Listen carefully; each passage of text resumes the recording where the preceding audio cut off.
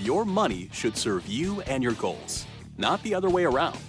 At Eastern Planning Incorporated, we want to ensure your dreams are within reach, and this starts with a smart financial plan. Welcome to It's Not Just Money, It's Life with Matt and Beth Blecker. In our ongoing podcasts, we will give you clear and trusted guidance, teaching you how to use your finances to make your retirement years the fulfillment of your dreams, with a well-balanced life free of worry and stress. We are so excited that you have joined us. So, let's get started. Keep those financial goals realistic. Don't overwhelm yourself. Beth Blecker is here with steps you can take that are not too large or too difficult. I'm Patrice Sikora. Beth, I was going through your notes, and I got to say, I love your analogy of a diet. It's just like that. It absolutely is. And I should know because I think I start a new diet for every January 1st, so I can relate. But I wanted to tell everybody, welcome to the new year. And if you haven't done so already, go back and look at your goals. One of the biggest issues we have is that we put together goals years and years and years ago, just like people make wills and put them in their drawer and forget and don't even know who they named. The same thing happens with goals. But goals have to be redone, relooked at every single year because we put together this goal. We have no idea what we're doing to get there. We have no idea how we're getting there. And we've made a goal that's at 65, I'm going to retire with $3 million. And we just assume that because we made a goal, we're on the way. And that doesn't work. What works better is we put together short-term goals. And we realistically try to meet them within every period of time. So if we put together a 1-year goal, we're going to make sure we put 10% of our salary in a 401k this year. And we're going to stick to our budget. And we're going to make sure that we don't get credit card debt or we pay off this amount of credit card debt. And then at the end of the year, we look and say, have we obtained that? And if we have, we can now set our next year goal. Because the biggest problem is, how are you ever going to reach your goals if you're not watching? If you're not checking to see? And everyone right now is still worried about the stock market and they're worried about inflation. So we need different goals this year because we're spending more. So maybe that 10% goal of putting up money into the 401k is hurting us because we're spending more than we bring in and we're putting credit card debt out there instead of saving a little bit less in our 401k right now. So that's why short-term goals have to be looked at and not necessarily just long-term. A year goal for some people is very long-term. For other people, it's not. Is there something that's is a day-to-day, a month-to-month goal, is that too short? It really is. So yes, we should have month-to-month goals, but that's more like budgeting. Right? You put together your monthly budget and you look at it and you're okay. And oh no, you're not okay because you spent too much money and now there's credit card debt, right? So month to month is important, but it's not really a goal. The goal is more of again, it's something that you're reaching for. Mm-hmm. So it's more of it really is our ultimate, and again, like a diet. So my ultimate goal may be to lose 20 pounds. But when I look at 20 pounds and I've only lost 1, it's like, yeah, right. Forget that diet. It's not working. So although the goal might be to lose 20 pounds, I have to be very realistic and say, well, in 1 week, I'll lose 1. In 1 month, I'll lose 5, and be realistic and work towards those steps towards the ultimate goal so that I don't give up the goal.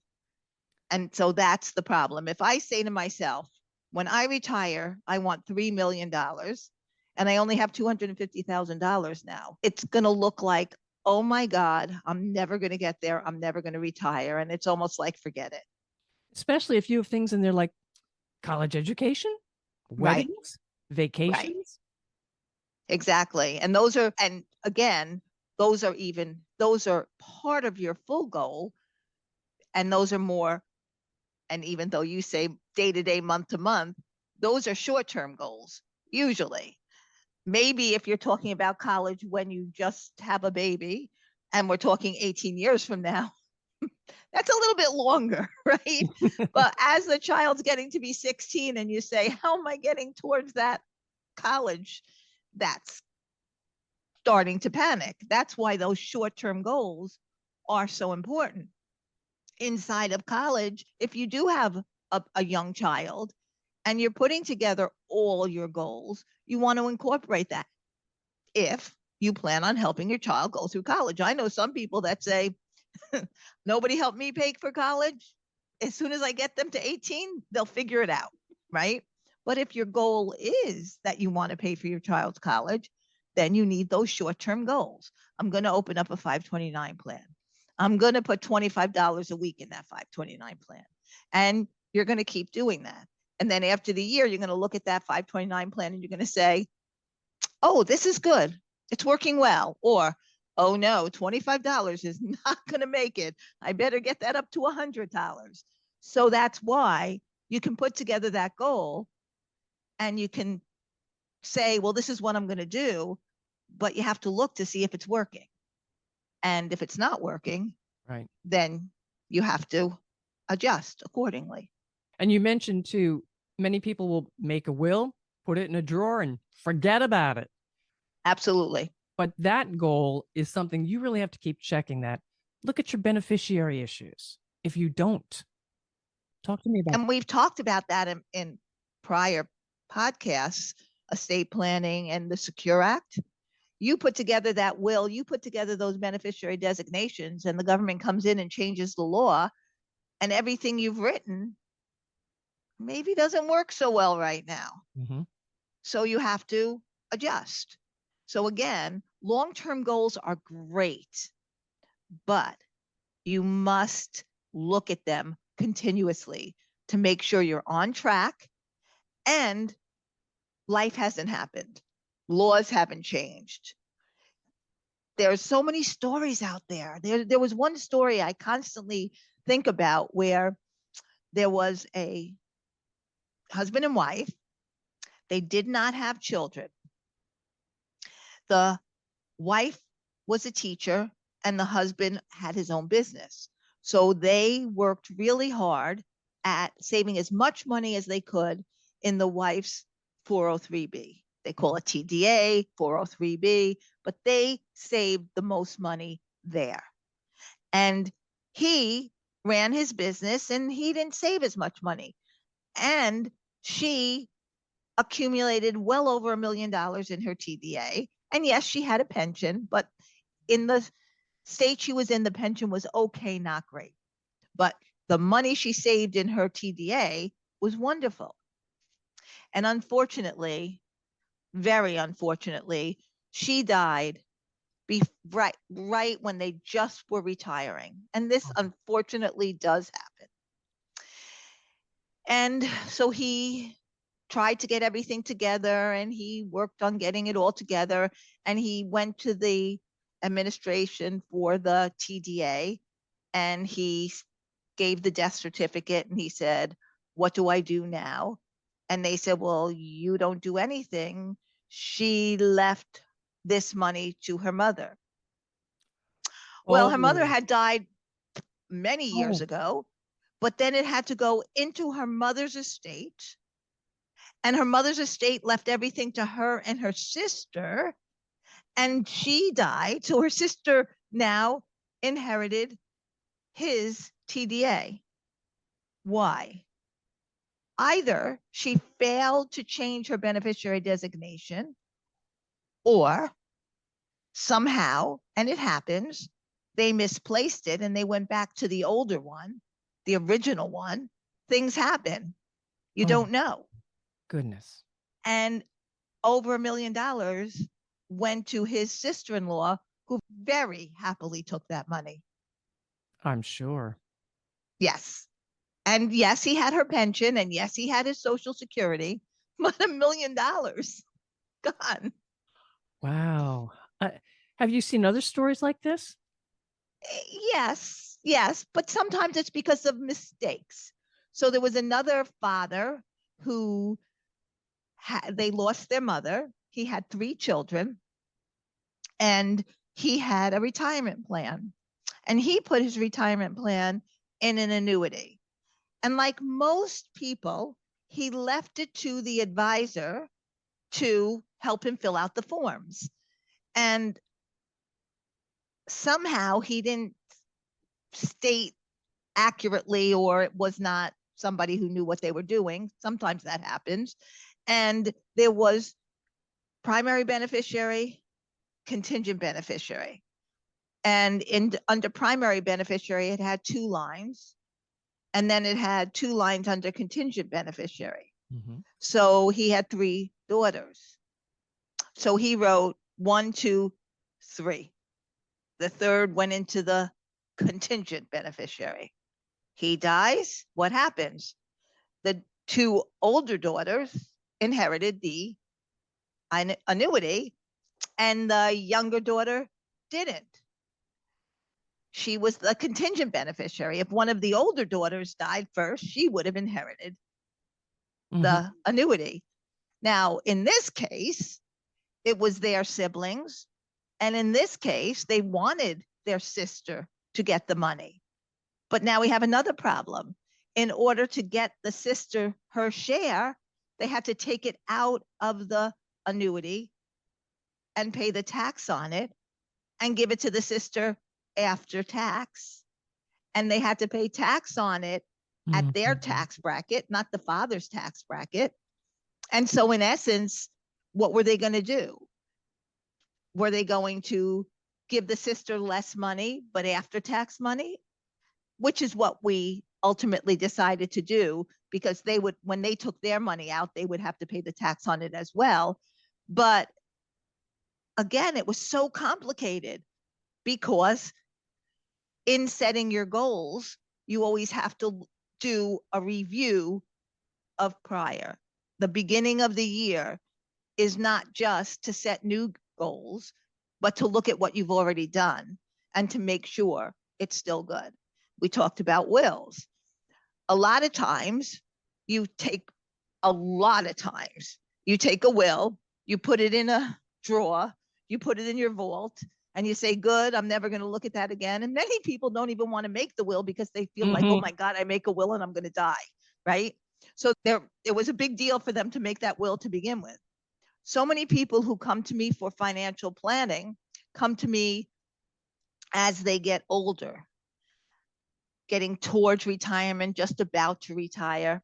And one of the things we do is we review your legal documents. So they're proud of themselves. Oh, yes, I have legal documents. I'm going to bring them over. And they bring over their legal documents and we look. Now, they're 62, 67, right? And we look at the legal documents and it says, the guardian for my children is, well, their children are 40. Children don't need a guardian. The trustee for their trust, well, they don't have a trust. Again, they're in their 40s. Or the executor is my brother who now has died. Exactly.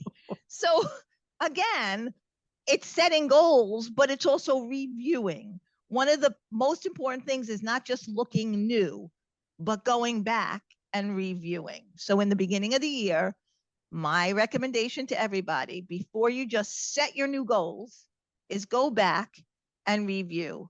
Is everything still okay? Even if you just look at your property and casualty insurance, is it still the company I want? Does it say everything I want? Has anything changed? Life happens, things change. You want to make sure that everything you have changes with it. I think that's such great advice. You've got to look at the will, yes, but there's so many other documents to consider too. Get your power of attorney, your healthcare proxy. How old is your kid? Have they turned 18? And insurance, absolutely. Talk to me a little bit about that. Well, again, one of the biggest issues of insurance is, remember and I always say that savers save and spenders spend, right? And how it's hard for them to change. Well, sometimes in insurance, people insure themselves and they're insuring themselves when they're 40 with 5-year-old, 7-year-old children. And they're working and earning money, and they don't have this big pile of money. And they buy this insurance, and now they're 70 and they were my savers, and they've got this big pile of money. And they have this insurance policy that's costing them all this money. And then the question is, do they really need the insurance? Now, again, we've always talked need and want, right? Do they need the insurance? No. Do they want the insurance? Maybe. But they should know that they have it because they want it, not because they need it. And then they should make that decision. So again, it's looking. Or on the other side, they're going along without insurance or with a very little amount of insurance. They haven't saved enough for their kids in college. If something happened to them, they'd be in trouble. Do they need to buy more insurance? Right? So it's very important to see where you are and see what you have. And then sometimes it's switching. Like you have a good job and you have a nice disability policy, but you're older now. And if something does happen to you, you have enough money to retire. So you have enough money to afford to live without your job. But do you have enough money to have somebody take care of you? Maybe you need to take that step over and move from your disability insurance to your long-term care insurance. Or maybe you have too much life insurance and no long-term care insurance. So you need to take that step over. So inside of the new year, it's always the new you. Where are you? What's happening to you now? Are you prepared for this year? Are you prepared for what's going to happen to you this year? And that's what we have to look at. Beth, that's all great stuff. There's one other note you had down here about shopping prices and a cable story. Oh, yes. One of the things is also making sure what you have is the best thing for you, especially now with inflation. And this is my story. So several years ago, a friend said to me, I just went on, and Optimum is our cable company.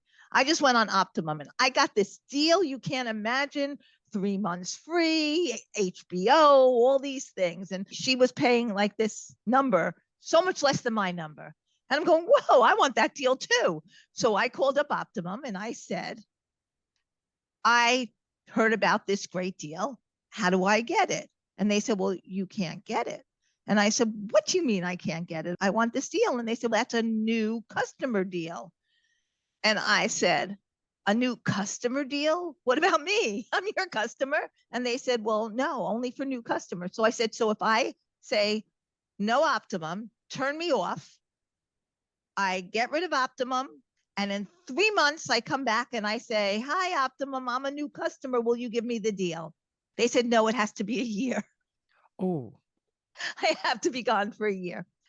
The conversation is, though, that you sit there with your insurance, your property and casualty insurance, and your phone companies and all your plans that you have, and you don't look at it. You just constantly pay.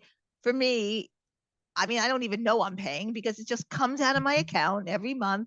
You know, checks are a thing of the past. It just disappears. And at the end of the month, I look how much money I have, and hopefully there's more money in it than bills that went out. And it's okay. I'm good, right? Everything works out fine. But I never really look. Oh my God, why is cable costing me this much money a month when I could get a better service? Or why is my property and casualty insurance costing me this much money a month when I could get a better service? Because they're not calling you up. They're not saying, hi, we have a good deal for you. Why don't you? They're just giving it to the people who bother them. So another goal for every year is to look over the things that you're buying and say, can I get a better deal? And again, need and want. Do you want a better deal?